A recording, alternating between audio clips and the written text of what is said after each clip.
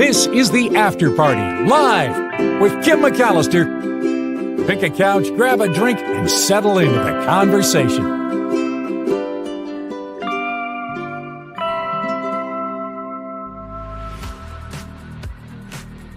Hey everybody, it is the After Party Live on a Waterfall Wednesday. Thank you for being here with me for the next, 45 minutes to an hour or so, however long we push through. And it's time to take a deep breath and to chill out and to maybe stop thinking about all the heavy things weighing us down in the world, and the outrageousness and the craziness that is America today. Instead, we're going to talk about waterfalls and fun stories and some other things. So that's what we're doing here. Huge thank you to Wes already today, before the show even starts, putting in $5 via PayPal.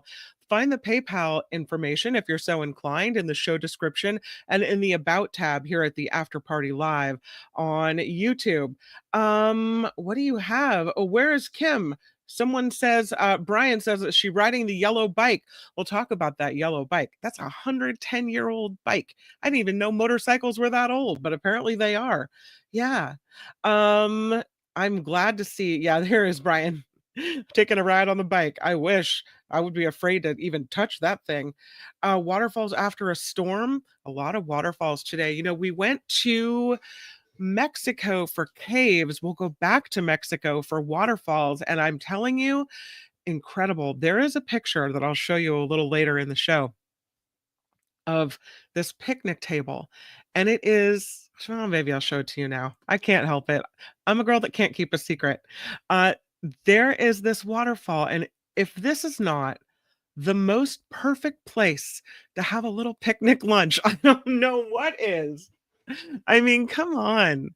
Can you imagine having a little Mexican feast, a little Mexican lunch right there in that beautiful area with the waterfalls and the sound of the water in the background?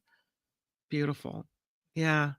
All right, we'll do Waterfall Wednesday in just a little bit. Thank you for the comments and the contributions and everything else. Really appreciate you. Mama más o menos. Yeah, you're pretty good, Mama. Well, let's say mas today. Let's start in with these stories, why don't we? The first one I have set for you is about what is happening with this iceberg. And this is a story sent in to the After Party Live by shadow producer Calvin Wong, who sends this story about this iceberg that is on the move and threatening a colony of vital king penguins. The story comes out of National Geographic. And this is some serious business. This chunk of iceberg, it's called a megaberg. It's the size of Rhode Island. It weighs 1 trillion tons. And it is headed toward near South Georgia, which is a critical wildlife area. And it's called A23, this enormous iceberg.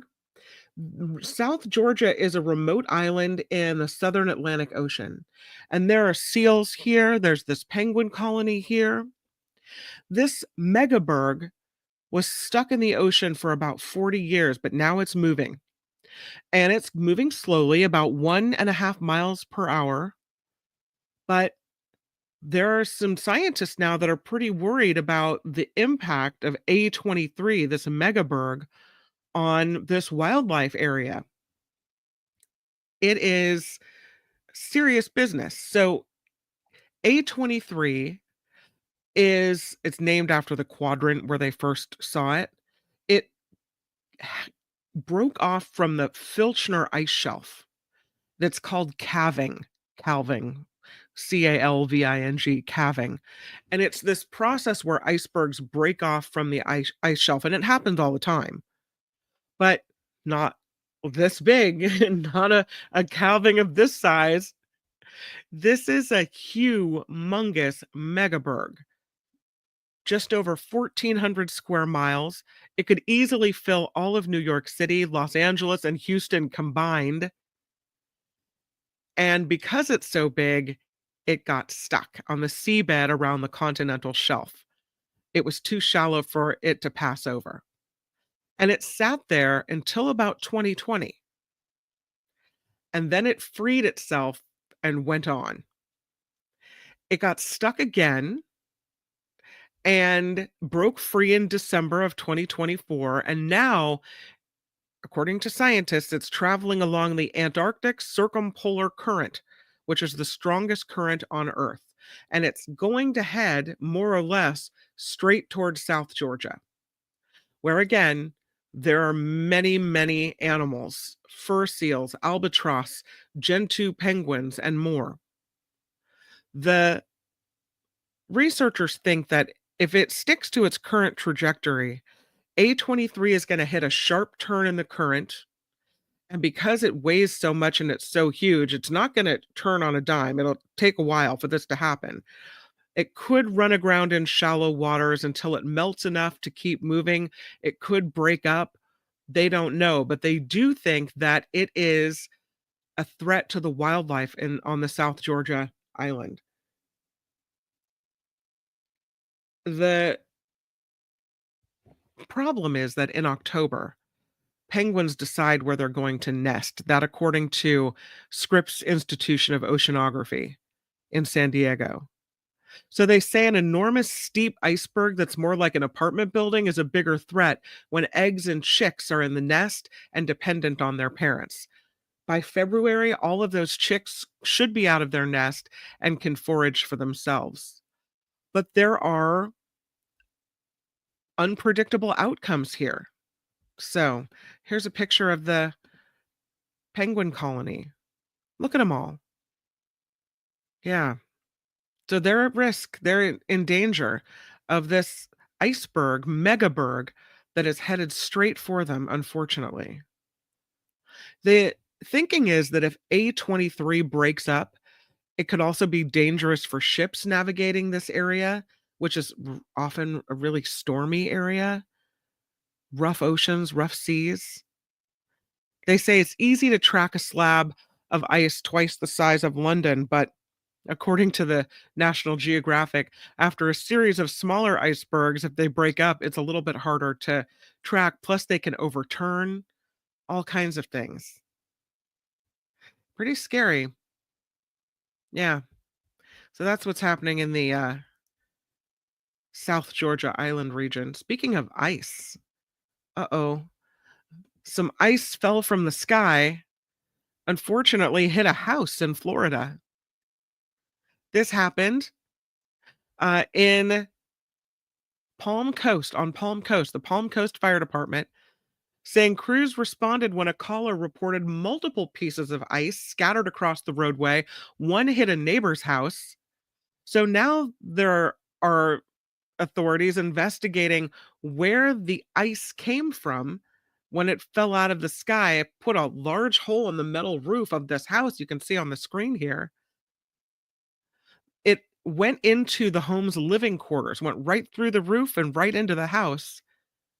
They say the house is still safe to live in.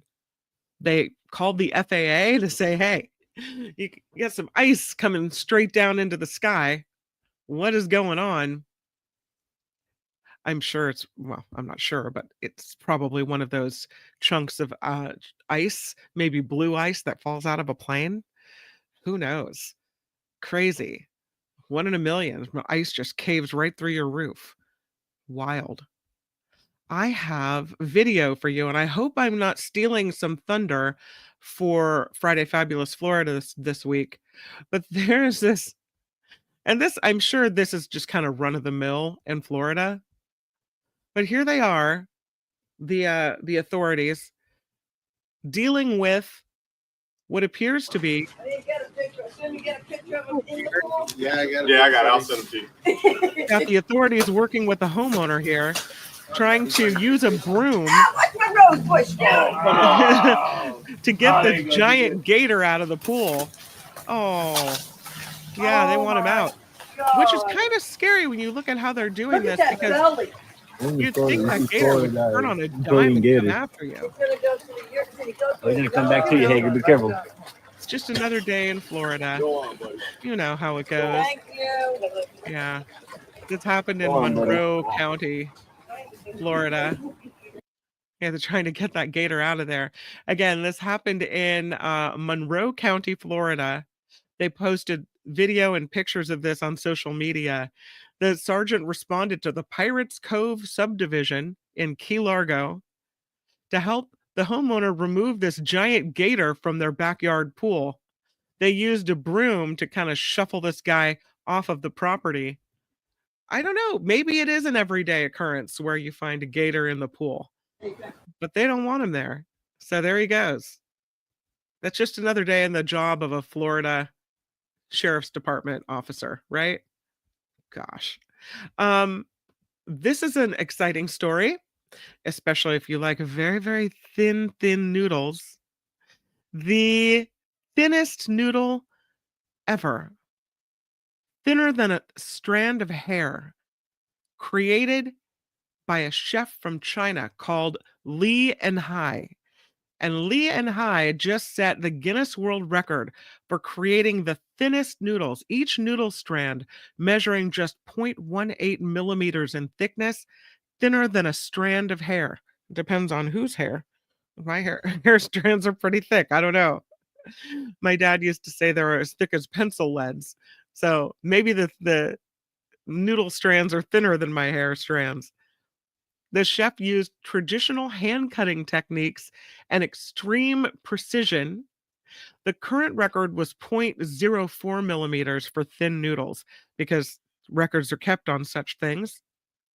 The chef and Hai first set the record on Italy's Low Show Day record in 2010, where he made noodles each measuring 0.33 milligrams or 0.01 inches, returned to the show in 2024 to reclaim the title, making these super, super skinny noodles. People have mixed reactions to this. They wondering how great they are. Some people think it's awesome. Some people comparing it to some other type of noodles. Yeah, well, you got the Guinness World Record. So what do you need, right? Yeah. I think I have video of this too. I don't know if I can show it to you because it's a Guinness World Record. I get dinged every time I show Guinness World Record video, so I won't do it. So let's move on to this one. Yay, uplifting story about more plastic found in the brain. Yesterday we talked about plastic in the placenta. Now, this story. There's been an increase in the amount of microplastics found in human brains.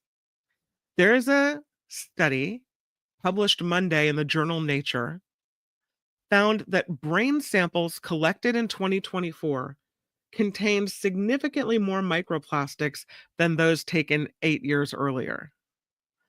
Researchers say, get this, if you take nothing away from this show today, please take this. Researchers say the amount of plastic in the brain has increased by about 50%, which is the equivalent of an entire plastic spoon in weight. So the chances are pretty good that most of us are walking around this earth with as much plastic as it would take to create a plastic spoon rolling around in our heads. That doesn't count. That's not counting all the rest of the plastic that's in our, reproductive organs and blood vessels and everything else. We probably have a whole Tupperware bowl in our bodies. Scientists compared to autopsy brain samples from 2016, and they say it is about 50% higher, the amount of plastic found in brains. It would mean that brains today are 99.5% brain and the rest plastic.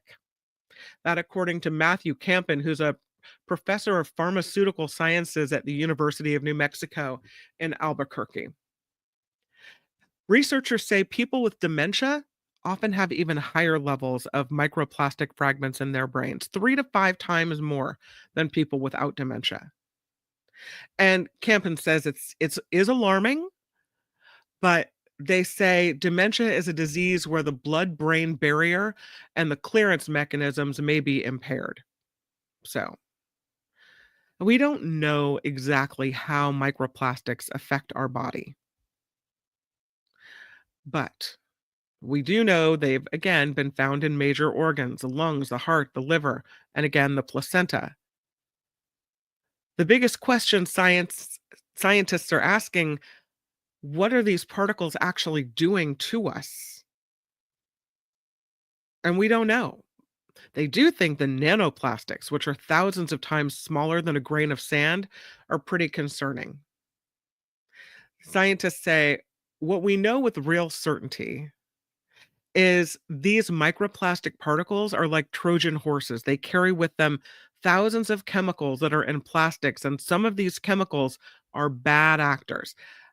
This, according to Dr. Philip Landrigan, who's a pediatrician and the director of the program for global public health and the common good and the Global Observatory on Planetary Health at Boston College. And I want information from people like this. I know we're in a time where, God forbid, we're not going to get the information we need. I'm going to keep trying to give you as much information about this stuff as I possibly can. A lot of experts believe these days that plastics are entering the brain through the bloodstream by attaching to fats from food. As the doctors say, plastics love fats or lipids. So, one theory at this point is that plastics are hijacking their way with the fats we eat, which are then delivered to the organs that really like fats, and the brain is among those. So, once the plastics get inside of us, can we remove them? Or are they just lodged in there forever? Scientists did find some evidence that the liver and the kidneys could maybe help flush out all the plastics, but we don't know if the brain has this ability. So the article goes on to list some of the ways that we might be able to limit the plastics coming in, but it's very difficult because we know that we breathe them in, that they're absorbed. So limit but not eliminate really is the key. You can't stop it all, but you maybe can make a little bit of a difference. Maybe you can reduce your plastic spoon in your brain to, I don't know, a thimble. One, they say avoid heating food in plastic containers because the heat speeds the release of plastic particles into food. Next, you can choose glass or metal storage containers instead of plastic. Yes. Drink from reusable bottles. A 2024 study found that a single liter bottle of water, bottled water, can contain more than 240,000 plastic particles. You can use cloth or paper shopping bags instead of plastic ones. Done. Minimize processed foods because studies suggest plastic contamination in food packaging could be a source of microplastic consumption. So, these are some of the things that you can do. You know what I noticed though? For all of my trying to get rid of plastic and my big rule, no plastic in the dishwasher, no plastic in the microwave, house rule. And then I was emptying the dishwasher the other day and I had grabbed a hold of the little basket, the plastic basket where you put the silverware in the dishwasher. And I'm putting the silverware away. And it strikes me that in every single load of the dishwasher, the plastic basket is in there. So I'm like, no Tupperware, no plastic in the dishwasher ever. Meanwhile, in every load, there's the plastic basket just sitting there. And it's just such a part of the dishwasher that I hadn't even considered the fact that there it is. Come on. I'm telling you. So there you go. Plastic spoon in our head. Isn't that nice? We'll take it. Let's do a little more positive news now and go to the best dad. This is a dad who gave his daughter a lottery ticket, little just because gift from dear old dad. Dear old dad probably wishes he kept that just because gift. This lady lives in Michigan. She's 26. And she said her dad gave her this scratch off ticket just because. She said, my dad bought a $150 million spectacular instant game ticket and gave it to me. She said, I was surprised when he handed it to me. And I asked him, why'd you buy this for me? And he said it was a just because gift, which I thought was really nice of him. And that gift turned out to be well over, worth way more than the $30 that her dad paid for it. She said, when I scratched off the ticket, I was stunned to see that it was a $4 million winner. She said, I had so many emotions going through my body. I screamed, I cried. I was and still am shocked that I just won $4 million. She said her prize money will go into savings. I think some of that prize money needs to go right back to dad, maybe a splitsies, because that was pretty nice. Love it. If you are interested in medical technology and things we're doing with medicine, look at that cute little piggy. Won't be cute for long because the FDA just okayed clinical trials for pig kidney transplants in people. It's the first ever clinical trials testing pig kidney transplants in people with kidney failure.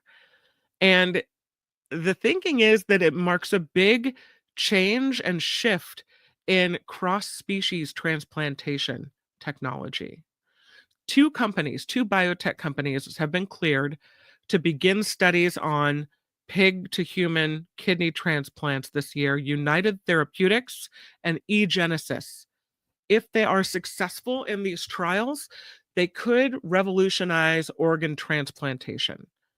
And we know there's a severe shortage of kidney donors. And so I guess you don't have to ask the pig, you just take it, right? We say we're entering a transformative era in organ transplantation. The United Therapeutics study will start with 6 patients. All of them will have been on dialysis for 6 months and had no other serious medical problems. They'll eventually raise it up to 50 participants if the first transplants go well.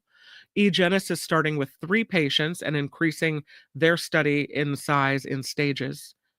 Each transplant patient will get monitored for 24 weeks and then require lifelong follow-ups to track health. This could affect a lot of people because more than 550 Americans have kidney failure and nearly 100,000 people right now sit on the transplant waiting list. There are fewer than 25,000 kidney transplants that were performed in 2023. And a lot of people sit on those lists waiting for years and years and years for a donor organ that may or may not ever come. The researchers say genetically engineered pigs offer a promising solution because their organs are actually similar in size and function to human kidneys. Both of the companies have modified pig genes to reduce the risk of organ rejection and improve compatibility with human bodies. United Therapeutics pigs underwent 10 gene edits, adding 6 human genes and removing 4 pig genes linked to rejection. The eGenesis pigs have undergone 69 gene edits, most to inactivate viruses that could pose a risk to humans. So, while it's great that we're having the thought of saving people's lives, there are some ethics questions here. Uh, you know, there's a lot of questions that I have. They also have concerns that the recipient of an animal organ could become infected with some type of pathogen, unseen pathogen that happened. So, yeah, this will happen in this year. The transplants will start happening this year. So, medicine. Turns out medicine is more effective based on the environment you live in. If you live in a clean, fresh, undirty place, your medicine will work better. Yes, your genes play a major role, we know, in determining a lot of things, but your environment is important in shaping your health as well. So your diet your exposure to pollution, your level of physical activity, and education, often important as genetics on things that define you. The scientists have been tracking down things in the environment that drive risk factors for disease. And there's a science called exposomics. Exposomics. It's the study of all physical, chemical, biological, and social factors that affect your biology. Exposomics. I won't make it a trivia question on Thursday, but I think that's an interesting new word to learn. Exposomics, SOMICS. While they say your genome comprises all the genes that encode your biology, your exposome is a concept that comprises all of your environmental exposures. So the scientists say for many people, standard drug therapies to treat certain conditions don't work. Controlling blood pressure often requires months of trial and error. It can take months or even years to identify the adequate treatment plan for depression as well. And maybe it all comes down to your environment. And they say that can have a huge impact on how well treatments can work for people. Some of the byproducts, engine exhaust, burning wood, interfere with drugs metabolizing enzymes. Some of the chemicals called polyaromatic hydrocarbons can inactivate medications used to treat asthma. So they say the environmental factor triggering your asthma could prevent the drugs used to treat it from working. So chemists are looking into what chemicals are getting in the way of treatment. They are looking at salt levels. They're looking at molecules in their blood. They're trying to figure out what specific conditions could progress or respond to therapy. Interesting. Whole new study of science. They're trying to identify pesticides, plasticizers, plastics, pollution, and how other chemicals present in a given sample. And they can also measure how your own internal biology, the compounds involved in processing the food you eat, and the hormones influence how you behave. They also are using mass spectrometers to measure drug metabolites. So when you take a medication, it's broken down how it's metabolized to different compounds. Those compounds can contribute to the drug's effects. So analyzing what metabolites are present in your blood can give them some information about how you personally process drugs and whether the drugs you're taking could interact with each other. And the thought is that all of these factors together will allow scientists to study how your environment could be interfering with your medication's effectiveness and possibly could lead to better medications for you. So there. All right, let's move on. We have to move on to Waterfall Wednesday, or I don't think I'm going to fit them all in. So it is Waterfall Wednesday. We're not going to think about the plastics in the waterfall. We're just going to think about the waterfalls and how amazing they are. And for this, we go to Mexico. Look at this one. Pretty beautiful. The first in our waterfall trip to Mexico is called Hierve el Agua Waterfall. It's in Oaxaca, Mexico. It's about 43 miles east of Oaxaca City. And it is a natural wonder they call different from other waterfalls in Mexico. It has petrified waterfalls, which make it look like large quantities of water are falling, but it's actually an illusion. While there is some water dripping down the cliff face that has created the petrified waterfalls, this site is also renowned for its mineral-rich pools and hot springs as well. Hierve el Agua means boiling water, but the springs in this area are cool. They're not hot and they're not boiling. The Geological formations at Hierve el Agua have been created by centuries of mineral water flow. Near the waterfall here, the formations shape natural infinity pools. The edges provide panoramic views over the valley below. Really beautiful. Next, let's stop at Cascada Tamul Waterfall. Incredible. It is the result of two rivers merging, the Galinas River and the Santa Maria River. And I have a picture of it. I believe I have a picture of it. I thought I had a picture of it. Oh, yeah, I do. Cascada Tamul. I mean, that's pretty incredible, right? How beautiful. It is about 250 miles north of Mexico City. They call it one of the most majestic natural attractions in the Huasteca Pozotina of San Luis Potosi. Tamul is the highest waterfall in the San Luis Potosi state, dropping 344 feet into the Tampeon River. Blue waters pouring into a wide river surrounded by lush green cliffs.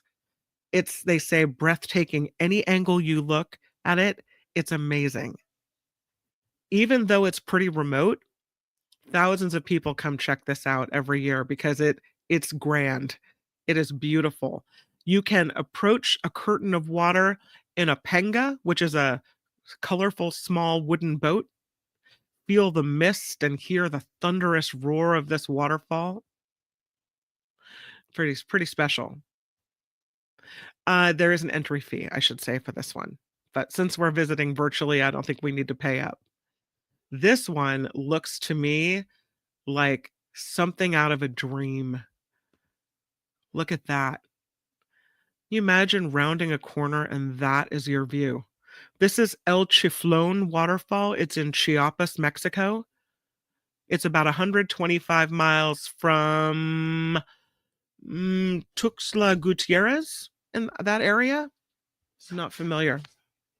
They say it's powerful cascades, turquoise waters, and it cascades down a series of falls, 394 feet tall. The tallest one is.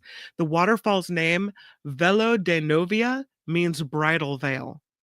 And it describes the wide, sweeping flow of water that represents a bride's veil. You can hike here, you can camp in this area. Really beautiful.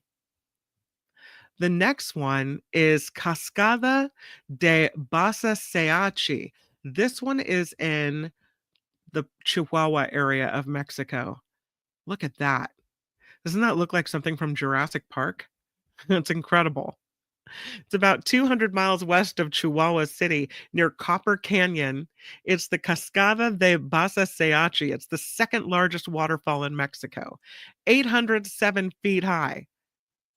It's in the Basaseachi National Park. You can hike up there. They say it's a moderate hike, and there's an overlook with panoramic views of the Copper Canyon and of this incredible waterfall. It does dry up, they say, during their dry season. So the rainy season is July to September, if you're looking for more on that. This next one is called the Cascada Misol Ha waterfall. It is in Chiapas, Mexico. That's pretty beautiful. Oh, I'm more relaxed just looking at these waterfalls, I'll tell you. This one's in the lush rainforests of Chiapas. There's some Mayan ruins nearby as well. So, if you're in the area looking at the Palenque Mayan ruins, you might as well stop by the Misol Ha waterfall. 100 feet high, it drops into a spacious circular pool where you can swim in the refreshing waters. There's rich greenery all around and the soothing sounds of the waterfall. This waterfall was seen in the 1987 movie Predator. It was filmed here at Misol Ha Falls. One of the attractions at Misol Ha is the cave directly behind the waterfall, which allows you to take a walk behind the falling water. Super pretty. Inside that cave, by the way, is a small river, which only adds to this whole experience. They say this is one of the best places to visit in Chiapas State. Again, that's the Misol Ha waterfall. This next one, pretty as well. Cascada de Texolo. You pronounce the X in Espanol. Cascada de Texolo waterfall. This one's in Veracruz. My apologies to anyone who's a native speaker. But that's pretty. Pretty. This is in Zico, Veracruz, about 11 miles from the city of Xalapa, Mexico, 80 feet tall, in a green ravine. Very, very accessible here. It was featured in the 1980s movies Romancing the Stone with Michael Douglas and Kathleen Turner. In that movie, an emerald, the stone, is found behind a waterfall. This is the waterfall it was found behind. There's also an old railway bridge arching over a ravine near the falls. And ecotourists and photographers love this area. Lush biodiversity, very picturesque, very pretty. The next one we'll visit is called the Pozas Azules Waterfall Pools of Taxco. And this is really pretty. I love this picture. Look at that. I mean, everywhere you look, a waterfall. They're all over the place. Imagine the roar. Pozas Azules means blue pools. These are natural pools. The striking blue water pools found within a lush canyon. The ideal place for a swim. The pools cascade from one to another, forming natural slides and providing endless fun, they say, for swimmers in this area. It's a short hike to get there, but once you're done, they say, exploring the natural pools, you can head to the magic town of Mexico Pueblos Mágicos. Yeah, magic towns, into the town of Taxco, Taxco, Taxco. Silver mining history there, cobblestone streets, Baroque architecture, and it's a fun place to visit. This waterfall looks very cool. Look at this one. This is Cascada Cusarare Falls in Chihuahua. It is featuring an impressive drop of more than 90 feet into a pool below. Hiking, wildlife viewing here as well. There are paths through pine forests and scenic overlooks on your way. The areas here, this waterfall, they say is the best during the rainy season when you got the big water volume, but it's still good all around the year. So pretty cool. All right, I have another one for you. I know. You're saying, Kim, how many waterfalls can there be in Mexico? Well, my friend, quite a few. And this one brings me great joy because I just can picture us all gathered around at the picnic tables here at Cascadas de Tamasopo Waterfall in San Luis Potosi. It's a stunning group of waterfalls in this region. The waterfalls and the pools are natural, but they've created this water park with rope courses and play areas. They have hammocks if you just want to swing and listen to the sound of the waterfalls. They have restaurants here. If you're visiting with kids or traveling to Mexico with kids, they say it's a great option.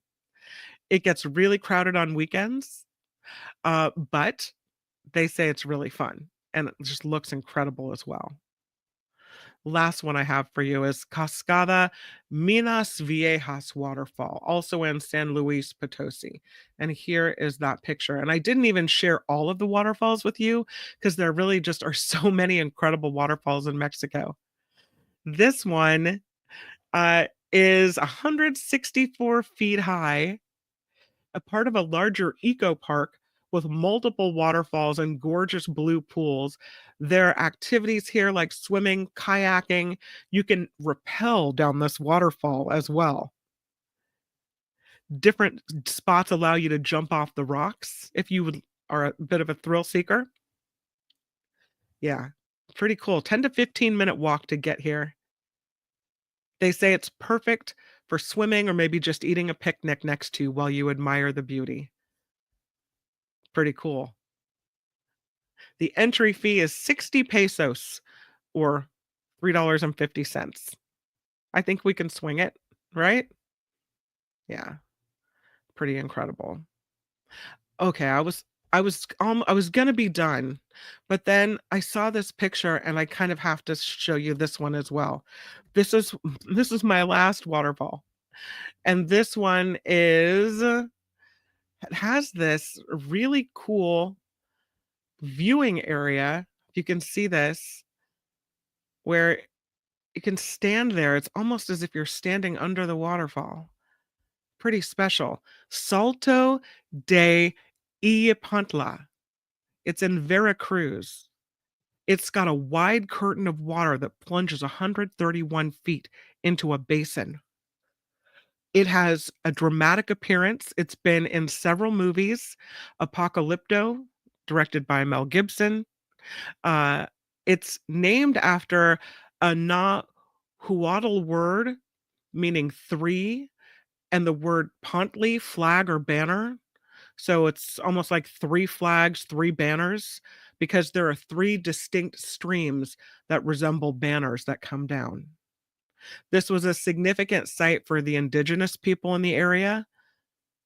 The spot is a revered place. This waterfall is considered a symbol of fertility and abundance. So, there are some steps for visitors to view the waterfall from various angles, and it looks like they have that little covered area there you can stand. So pretty. All right. And that was a pretty good, I have to say, Waterfall Wednesday. Thanks, Mexico. I feel like I have toured the country in search of all your waterfalls. This is awesome. All right. I think, do we have time for one more story? I think I'll try to squeeze one in. How about the one on the thumbnail today? And this is the Cyclone. This motorcycle is a 110-year-old hot rod. It is the first motorcycle to sell for more than $1 million at auction. There are only 5 Cyclone V twins believed to still be in working condition. It's ultra rare, bright yellow. They say it's really a piece of two-wheeled history. 1915 Cyclone V twin. It came out of the Urban S. Hirsch III collection, and it sold for $1,320,000 during an auction event in Las Vegas, Nevada. Now, this Cyclone Roadster might not be recognizable to most people. It was only made between 1913 and 1915, and again, there are not very many of these guys around, and most of them that are do not work or function.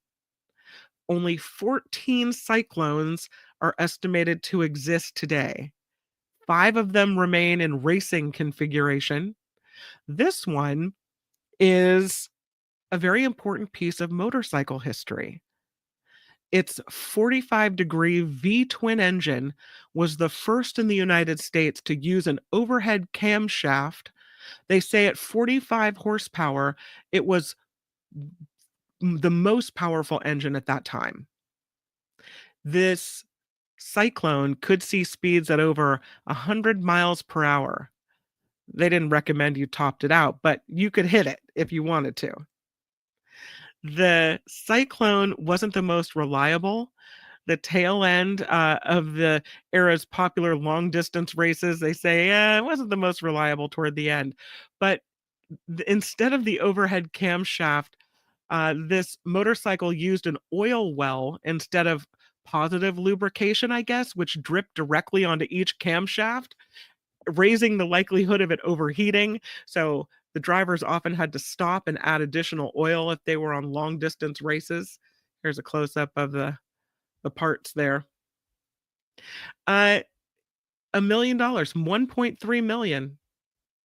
That's what it sold for at auction. So somebody's got one of 14 and a really cool old yellow motorcycle. At 1.3 million, do you take it out for a spin? I don't think so. I think you just park it somewhere and enjoy it that way. The auction happened on Saturday and it beat the previous record for the most expensive motorcycle. That was in 2023 when a 1908 Harley Davidson strap tank sold for $935,000. So, by the way, on Saturday, just after this one went for 1.3, there was another motorcycle from the same collection. It was a 1938 Crocker Twin, and it went for $880,000. So it then became the third most expensive motorcycle on record. But this one, this Cyclone, this is the most expensive motorcycle ever sold at auction. The answer about do you take it for a spin is answered because the newest owner that it was sold to, I guess you agree beforehand, but it's regulated for display purposes only. It is not cleared for highway or public road use. So I guess you just look at it in your sparkly garage or behind a glass case. Pretty cool. All right. That is the After Party Live on a Waterfall Wednesday. I'll see you tomorrow on Thursday, and it's going to be a good Thursday because we have David Katz on the show. We'll welcome Greg Pallas to the Mark Thompson Show at 11 a.m. here on YouTube. Trivia Thursday right here on the After Party Live. We'll follow it up with the Nikki Maduro Show, mocktails, cocktails, and politics. I never know whether I should put cocktails or mocktails first. This is where I stall out. But that's going to be a great series of shows tomorrow on YouTube. And I do hope that you can join for one or two or even all three. Again, huge thank you to, I can't wait to go back and read all your comments today. Thanks again to Wes for the $5 super sticker via PayPal, I guess if you call it, or contribution. And thank you to everyone for contributing to the show and spending your time with me today. I will see you tomorrow. Until then, stay safe from the flu and make it a really good day. Bye. The After Party Live would like to thank the following contributors and viewers like you.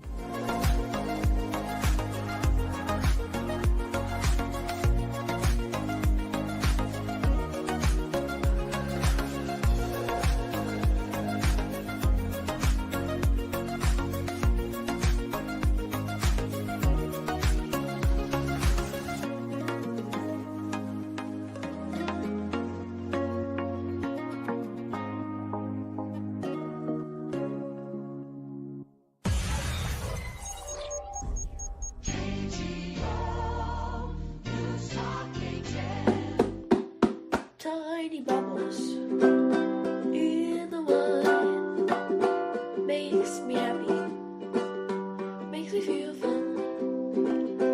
Tiny bubbles makes me warm all over with a feeling that I'm gonna love you to the end of time. Oh, here's to the golden moon and here's to the silver sea. But mostly here's a toast to you and me. Tiny bubbles in the wine makes me happy. Ooh, makes me feel fine. Tiny